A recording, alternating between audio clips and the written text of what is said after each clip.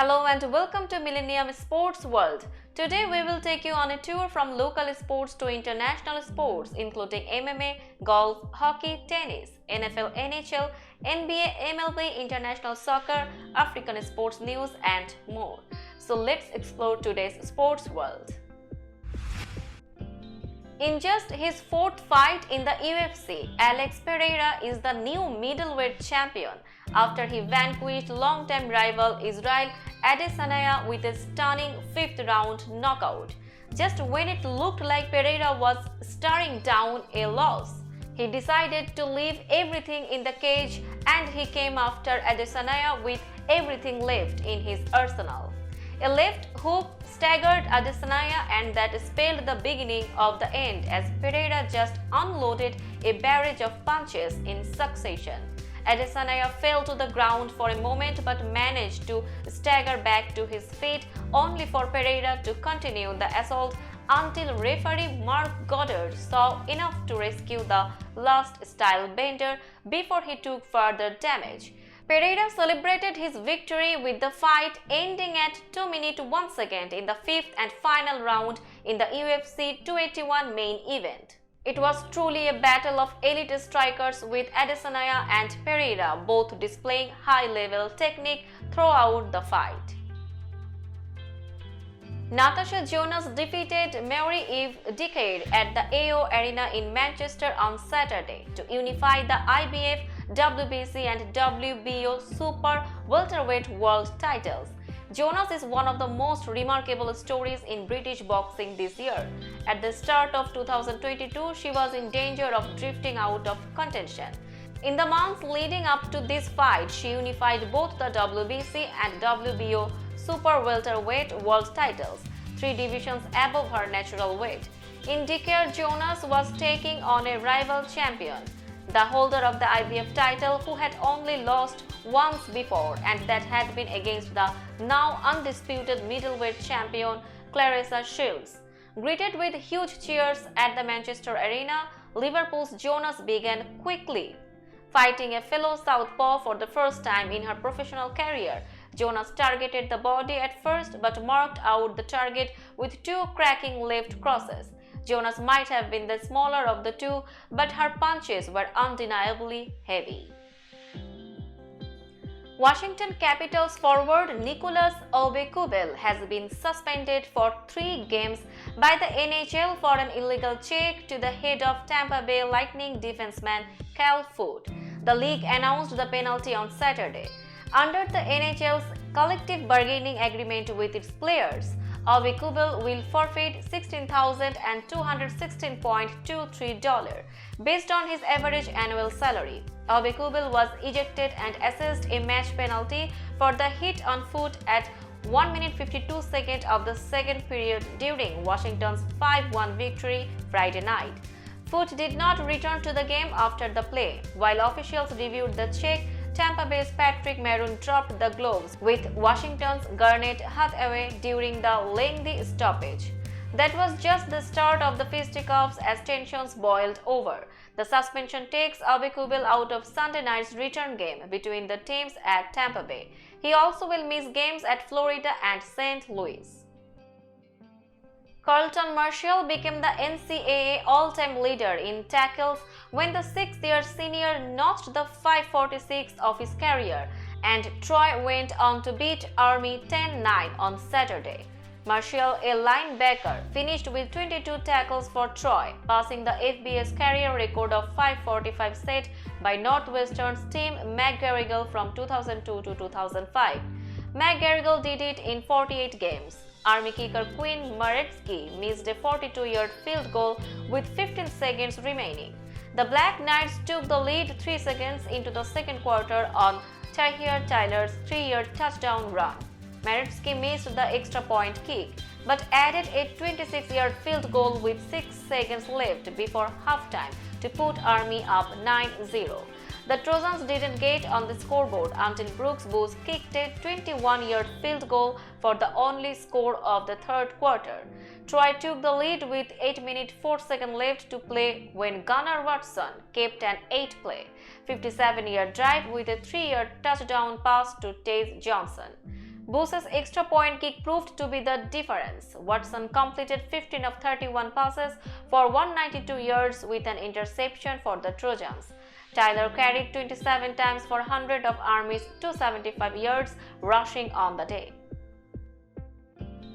Number 1 Georgia is going to the ACC championship game. Stetson Bennett and company just keep rolling along. Bennett threw for 3 touchdowns and undefeated Georgia beat Mississippi State 45-19 on Saturday night. I'm really proud of our team. When you go on the road in the ACC in an environment like this at night, there is tremendous adversity and our guys responded again and again, Coach Kirby Smart said. Our guys kept responding and competing. With the victory, the East Division champion Bulldogs secured a spot in the ACC championship. They will take on LSU in Atlanta on December 3rd. It was a dominating effort by the Bulldogs, who put up 468 yards of offense. Bennett led the way, going 25 for 37 for 289 yards with 2 interceptions. Georgia also rushed for 179 yards. A baseball glove worn by Babe Ruth during his glory days with the New York Yankees sold for over $1.5 million at the Louisville Slugger Museum and Factory auction on Saturday. The winning bidder wasn't identified. Hunt Auction said the price of $1.5 million and $27,500 was the highest ever paid for a glove. The company said the glove dates to the Bambino's time with the 1927 Yankees, considered one of the greatest teams in history. Hunt Auction said Ruth gave the glove to Jimmy Austin, a longtime infielder with the St. Louis Browns, and that the meat remained with Austin's family. The NFL Players Association is calling on 6 venues to change their current playing surfaces, saying the turf in those stadiums results in statistically higher in-game injury rates, involving non-contact and lower extremity injuries. NFLPA President J.C. Tretter said Saturday the league should ban slit-film playing surfaces that are used in Cincinnati, Detroit, Indianapolis, Minnesota, New Orleans, and New York. Tretter posted his statement on the NFLPA website. The NFL and its experts have agreed with this data and acknowledge that the slit-film field is less safe. Tretter said player leadership wrote a letter to the NFL this week demanding the immediate removal of these fields and a ban on them going forward, both in stadiums and for practice fields. The NFL has not only refused to mandate this change immediately, but they have also refused to commit to mandating a change away from slit film in the future at all.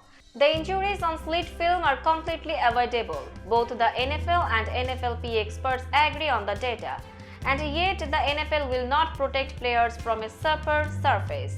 Jeff Miller, the Executive Vice President of Communications, Public Affairs and Policy for the NFL, disputed the NFLPA's conclusions. Elias Lindholm and Adam Ruzicka each had a goal and assist as the Calgary Flames beat the Winnipeg Jets 3-2 Saturday night, ending a 7-game winless skid. Trevor Lewis also scored and Rasmus Andersson had 2 assists for Calgary, which came in on an 0-5-2 slide.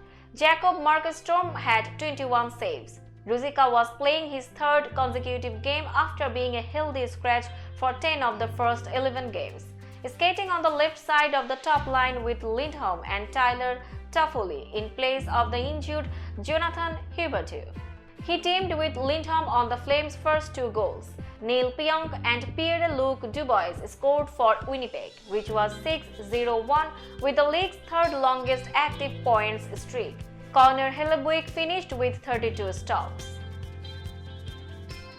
Jason Tatum scored 28 of his season-high 43 points in the first half as the Boston Celtics beat the Detroit Pistons 117-108 on Saturday night for their 6th straight win.